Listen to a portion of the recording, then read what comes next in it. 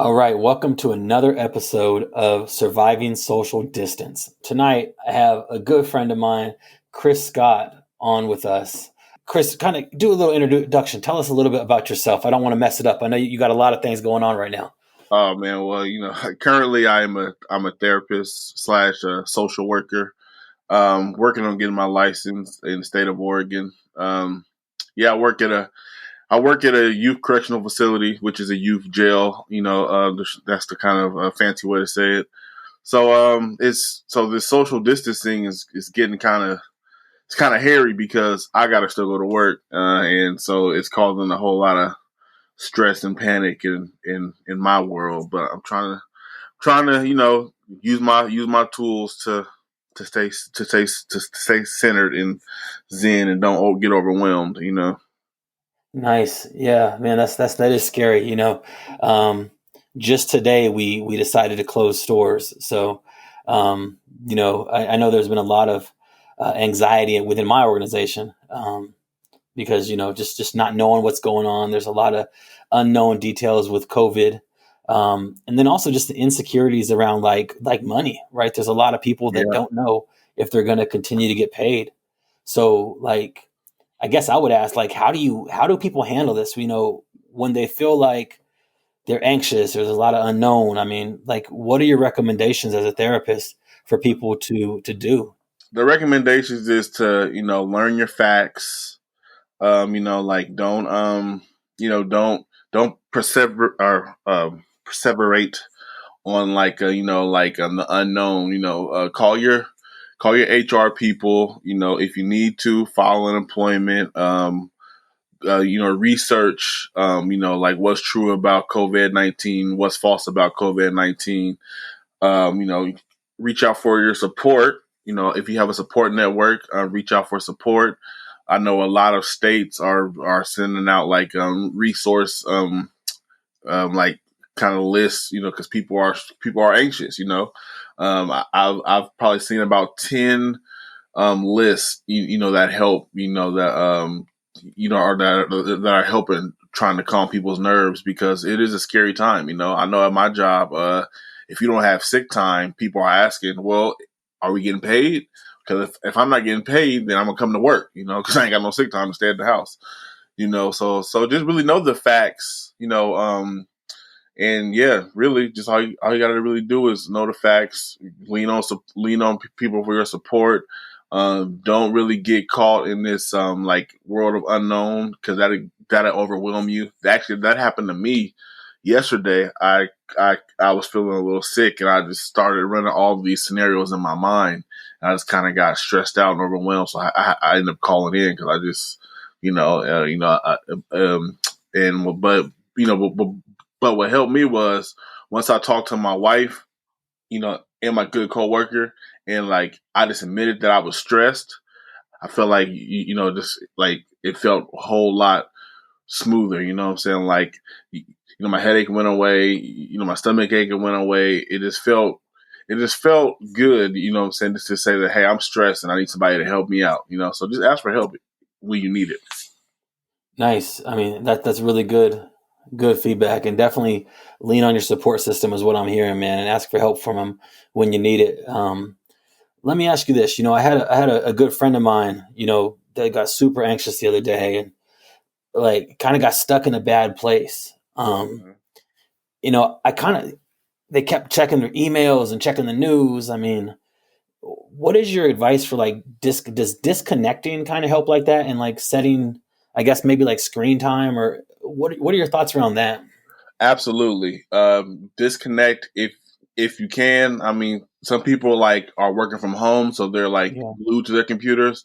But if you can, you know what I'm saying, stop watching the news for a little bit because the news is going to give you all the bad updates, all the new death, news, new case, new this, new that. So ain't no good news right now. So if you could, yeah, limit your screen time, limit your Facebook time because all the outside all the outside people that are on your Facebook, and there's people that are saying it's not real, we're over exaggerating, and people are saying, "Oh my God, it's too real, and we're all going to die." So, yeah, screen time definitely you got to limit that. You definitely have to limit that. Nice, nice. Great advice. And then, families with kids, like, I have an 8-year-old and, he's out of school and he's smart. He listens to all the conversations. Like, what is your advice for, like, how do you talk to your kids about this? Or how do you kind of, last thing we want is our kids stressing or there's some impacting our kids. But I think there's only so much you can quote unquote protect them from. What are Yeah. your thoughts of handling this with kids? I haven't got there yet because my daughter's only 2.5, so like she's just, so she's Yeah. like, she's just living the way we usually live. All she Yeah. knows is that she's at home, with mom and not going to daycare. But I would just, like I said earlier, just stick to the facts. Like really express, saying wash your hands, try to calm them, saying don't really like feed them the loom and doom, and try to make life as normal as you can, try to go out and do things if like if you can, do the whole social distancing, like go out, but don't be out in crowded places, Yeah. when you go to a park, if you see the park getting a little crowded, maybe go home, or just try to make things as normal as possible. Saying do activities with them, sit down, talk to them, read with them, color with them. And just kind of try to make it as normal as you can. Because you are right. Like 8 years old, and kids probably got all kind of questions. Well, why is school closed if it like if it's not that serious? Why are we going to school? So to try to make things as normal as possible, have real conversations with them. Don't try to scare them into, doing the right thing, and don't try to be too lenient. Just Yeah. just be honest with them. But try to make life as normal as possible. Yeah, I think that's great feedback because today it actually yesterday it snowed 8 inches out here in Colorado, and so they couldn't go outside today. But for the earlier this week, I mean, they were out 3-4 times a day at the park or in front of the house and just running around and just being as normal as, like you say, just maintain as normal as possible.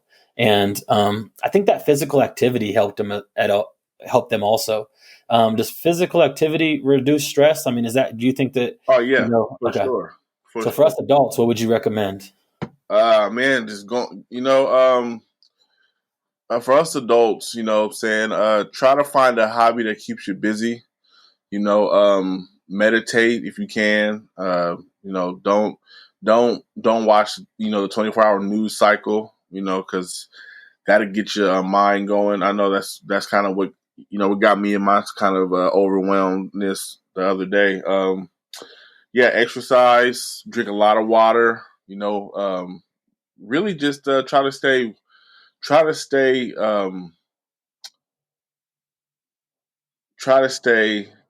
as less anxious as possible. Yeah, Do not try to find like the cure. yeah, Like I know a lot of like a lot of people are trying to they're so uncomfortable really that they're trying to like just well how long is it going to last, just really take it one day at a time, take it one day at a time.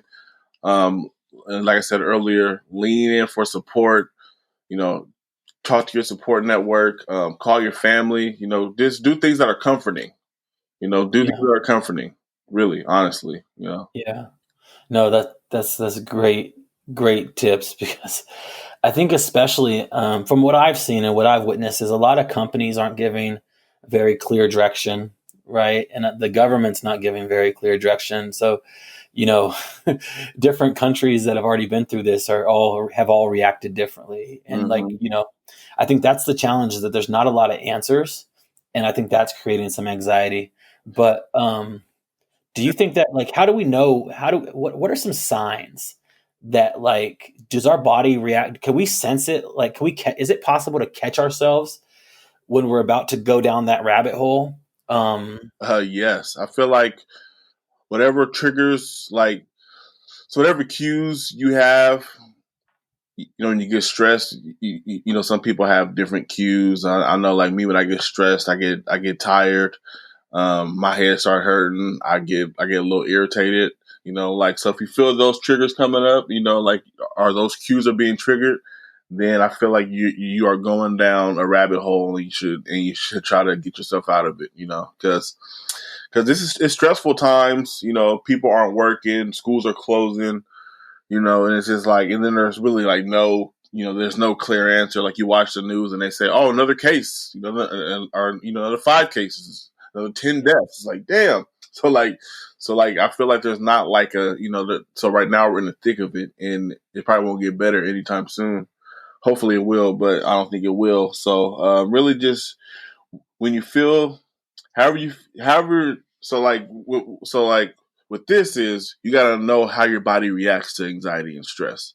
Got it. You got to know, because you might not, you know what I'm saying, like, you might not understand what's going on, but but right now is a good time to get in tune with your mental and your physical, and understand how your body reacts to stress and anxiety. Because once you figure that out, then you'll know, like, okay, well maybe I'm kind of I'm getting overwhelmed, or I'm getting stressed out, or maybe I need to go take a walk, or I need to get out the house for a little bit, or maybe take my little my kids to down to the park, to run around for a little bit. I know I did that Monday, because I have Mondays off work, so I took my daughter to the park, and the park was empty, but I felt like it was just nice to be outside. It's just nice to be outside and not like cooped up in the house, scared. It just felt nice to be like, have a little bit of normalcy. You know. Yeah, no, that's really really good points. I think you hit the nail on the head. I mean, it definitely helps me is like, everyone's triggers are different, Mm-hmm. and knowing my triggers, and then also, maybe discussing triggers with my wife, and like, this is what I mean. A lot of us know our significant other pretty well, but Yeah. I mean, I maybe having an open conversation around triggers and how we can back off, or support, or step in and lean in and support, or encourage the person to go on a walk, because a lot of people are going to be cooped up inside their houses with their family, and Mm-hmm. I'd hate for this to impact some long-term decisions, right? Yeah. That's true. So, man, a lot of great feedback. Anything else you want to share? We're up on 12 and a half minutes. Anything else you want to share? Really, just take care of yourself. Understand, how your body reacts to anxiety and stress. Try to read. Try to disconnect from from the social media. 24-hour news cycle. Yeah, just try to really just make this as normal as possible. Go out and do things if you feel like like if you need to, but when you go out and do things, try to avoid crowds. Just try to make yourself as comfortable as you want it to be. Absolutely, man. Thank you so much for coming on. And this has been another episode of Surviving Social Distance.